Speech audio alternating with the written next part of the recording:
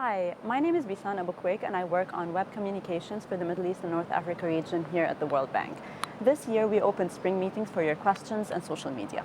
To answer these questions on Yemen and the Middle East, today we have with us Member of Parliament Najeeb Saeed Ghanem Aldobai. Hello and welcome and thank you for joining us. Let us start with a question that we received from Yemen. One of your main interests is investing in people. So the question says, how can people power be mobilized to move forward during this period that Yemen is going through, this more challenges and the transition period?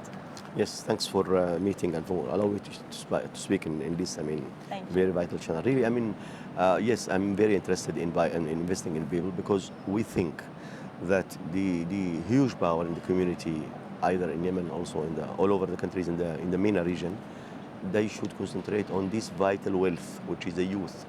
We have to working very hard in this ambitious view and vision to allow those to acquire lots of skills so they can be participated in the economical activities in the society, so they will be part of this vital and very strong economical action at the globe.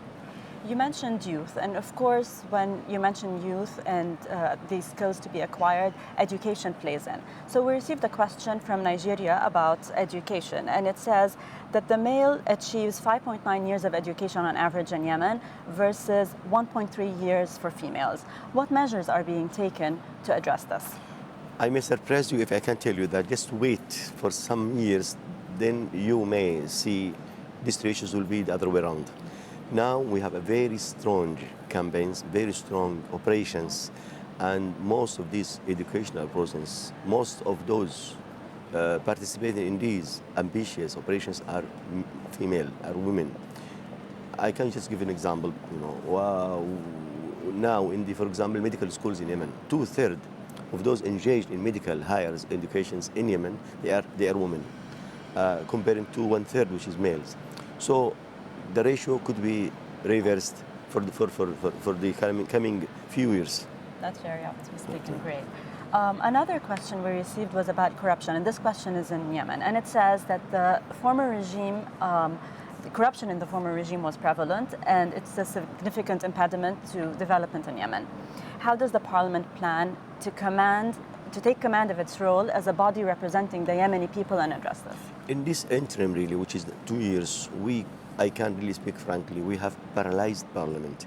But what we are looking for, we are looking once we just finish these interim years, which is transitional years, we are going very hard, working very hard to achieve fair and free election.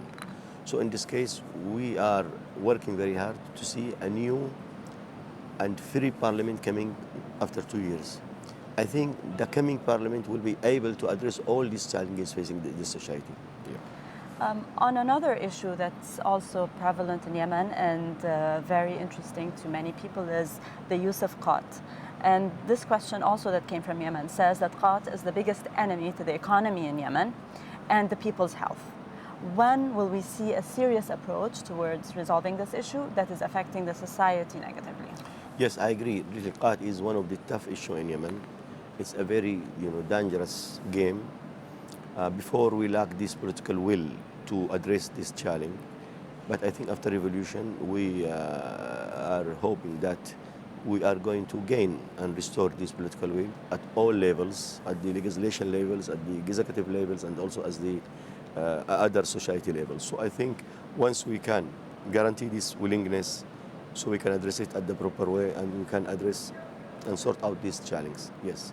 Yeah. And lastly, a question also about a major issue that faces young girls and women in Yemen, and it's early marriage. When will the parliament take action to enforce laws with relation to this? Yes, I agree. Nobody in Yemen, even among scholars, Islamic scholars, nobody agreed that they will allow for these young girls to be married, and when just come up with after marriage, which is pregnancy.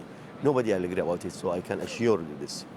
But we'd like just to differentiate between marriage, early marriage with fit girls. When I say fit girls, girls which has achieved or also got 15 and above years.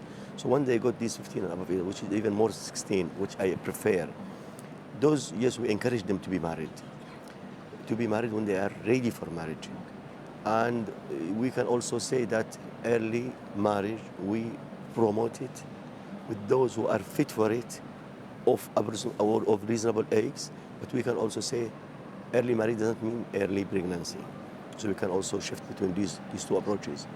And we have in the parliament now is just an act, and we hope maybe not in this period, but in the second one, to address all these issues. Mr. Najeeb Saeed Ghanem Aldobai, thank you so much for joining us. Thank you for joining us, and please follow up with more interviews on live.worldbank.org.